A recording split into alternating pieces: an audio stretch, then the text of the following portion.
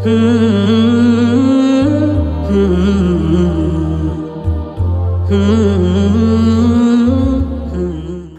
আলাইকুম ওয়া রাহমাতুল্লাহি ওয়া বারাকাতুহু। আলহামদুলিল্লাহি রাব্বিল আলামিন ওয়াসসালাতু ওয়াসসালামু আলা নাবিয়্যিনা মুহাম্মদ ওয়া আলিহি ওয়া আসহাবিহি আজমাইন। সম্মানীয় দর্শক শ্রোতা, আমরা ধারাবাহিক আলোচনা করছিলাম জীবন ঘনিষ্ঠ একটি বিষয়, ব্যক্তি ও পরিবার গঠনে ইসলামের নির্দেশনা কি।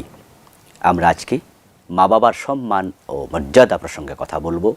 এ বিষয়ে আমরা বিগত 4টি পর্বে কথা বলেছি। আজকে আমরা শেষ পর্বে এ প্রসঙ্গে বলতে চাই, মা বাবা যখন বৃদ্ধ হবেন তাদের প্রতি বিশেষ নজর রাখা উচিত। আল্লাহ তাআলা কোরআন মাজিদে বলছেন, ইম্মা ইয়াবলুগান্না ইনদাকাল কিবার আহাদুহুমা আও কিলাহুমা ফালা তাকুল লাহুমা উফ।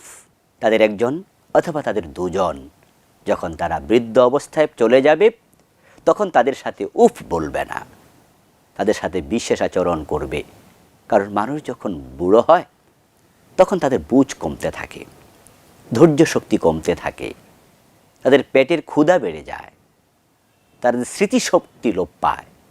খেয়ে বলে খাইনি, আবার না খেয়ে বলে খেয়েছি, একই প্রশ্ন বারবার করবে, ছোট বাচ্চাদের মতো বিরক্ত করবে। আল্লাহ তাআলা এই জন্য স্পেশাল বললেন, ইম্মা ইয়াবলুগান্না ইনদাকাল কিবার, যখন তাদের কেউ তোমাদের কাছে পৌঁছে যাবে বৃদ্ধ অবস্থায়, দুজন অথবা একজন, তখন তাদের কোনো কথায় বিরক্ত হবে না, তাদেরকে তিরস্কার করবে না, ধমক দেবে না, ওই আচরণটাই করো। আসলে মা বাবা তো আমাদের সাথে এই আচরণটাই করেছিলেন। আল্লাহ দোয়া শিখিয়েছেন, রব্বির হামহুমা কামা রব্বায়ানি সগীরা। অর্থ কি? অর্থ হলো, হে আল্লাহ, আমার মা বাবার সাথে তুমি রহমের আচরণ করো, যে ভালোবাসার আচরণ মা বাবা আমাদের সাথে ছোটকালে করেছিলেন। ওয়াখফিদ লাহুমা জানাহা যুল্লি মিনার রাহমা, তাদের প্রতি তোমাদের ভালোবাসার দয়ার 2 হাত বিছিয়ে দাও, নত করে দাও। ওয়াকুর রব্বির হামহুমা কামা রব্বায়ানি সগীরা, তাদের জীবদ্দশায়, তাদের মৃত্যুর পরে এ দোয়া কন্টিনিউ রাখো। মা বাবা বুড়ো হয়েছে, বারবার প্রশ্ন করতে পারে, একবার জবাব দিলেন, দ্বিতীয়বার দিলেন, তৃতীয়বার রাগ দেখাবেন, এটা যেন না হয়। আপনি যখন ছোট ছিলেন কতবার তারা আপনার প্রশ্নের জবাব দিয়েছে। আমরা পরিতাপের সাথে লক্ষ্য করি, বৃদ্ধ মা বাবাকে নিয়ে সন্তানরা আজকে তারা দিন ভাগ করে, অমুক ঘরে 10 দিন, তমুক ঘরে 10 দিন, তমুক ঘরে 10 দিন। মা বাবাকে লজিক মাস্টার বানিয়ে পেলেন। যখন 10 দিন চলে যায়, ইঙ্গিত করে, বৌমা, মা আগামীকাল থেকে কিন্তু ওই ঘরে খাবার। তখন তাদের বড় মনে কষ্ট হয়, আহা, তোমাদের কিন্তু আমরা ভাগাভাগি করিনি। মা আপনাকে 9 মাস 10 দিন পেটে রেখেছেন একা, কাউকে ভাগ দেননি। আপনাকে প্রসবের যন্ত্রণা একা ভোগ করেছেন, কাউকে ভাগ দেননি। আপনাকে দুধ খাইয়েছেন 2 বছর একা, কাউকে ভাগ দেননি। 2.5 থেকে 3 বছর 4 বছর তিনি প্রস্রাব মুছেছেন, পায়খানা মুছেছেন একা, কাউকে ভাগ দেননি। আর আজকে আপনি ভাগাভাগি করছেন। হ্যাঁ, একই মায়ের একাধিক সন্তান থাকলে সকলেই তো দোয়া চায়, খেদমত করতে চায়, তাই ভাগাভাগি করা নাজায়েজ নয়। কিন্তু আপনাকে বলছি, আপনি বলে দেবেন, মা, আমার বাবা, আমার ঘরে কোনো ভাগ নেই, যখন মন চায় তখন আপনি আসবেন। আপনি পাতিল তার ঢাকনা উল্টিয়ে খাবেন, মনে যা চায়। এখানে কোনো নির্ধারিত দিনক্ষণ নেই। মায়ের বুকটা আনন্দে ফুলে উঠবে, গর্বে ফুলে উঠবে, বাবার বুকটা গর্বে ফুলে উঠবে, আপনার জন্য দোয়া করবে। কিন্তু তাদের কোনো আচরণে আপনি যদি প্রতিক্রিয়া দেখাতে গিয়ে রাগ দেখান, ওই ছোট মানুষ যেমন মনে অতি সহজে কষ্ট পায়। লক্ষ্য করে দেখবেন, ছোট বাচ্চারা সামান্য ধমক দিলেই কেঁদে ওঠে।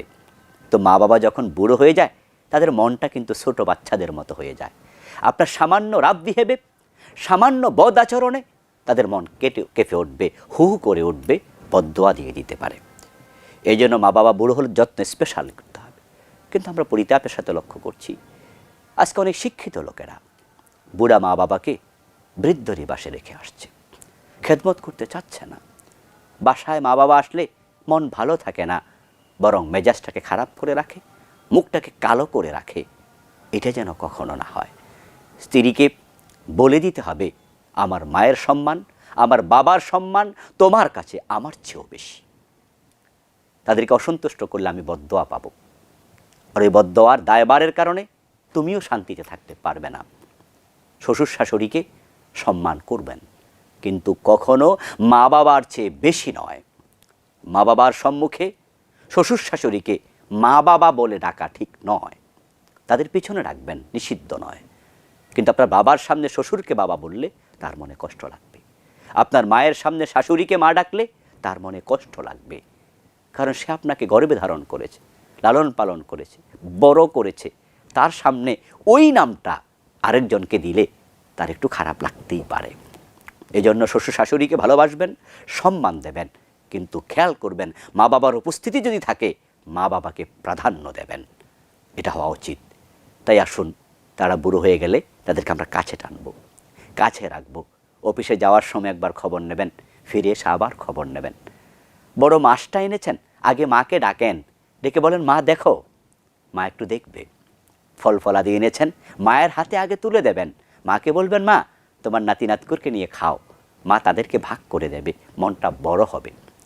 কিন্তু আপনি লুকিয়ে লুকিয়ে আনবেন, মাকে দেখতে দেবেন না, মানি খেয়ে নেয়, এই চিন্তায় মা একটু টের পেলে কলিজাটা ভেঙে খান খান হয়ে যাবে। এজন্য মা বাবার প্রতি বৃদ্ধ বয়সে আগের তুলনায় অনেক বেশি টেক কেয়ার করতে হবে, অনেক বেশি তাদের যত্ন নিতে হবে। আল্লাহ আমাদের তৌফিক দান করুন, আমিন। আসসালামু আলাইকুম ওয়া রাহমাতুল্লাহি ওয়া বারাকাতুহু।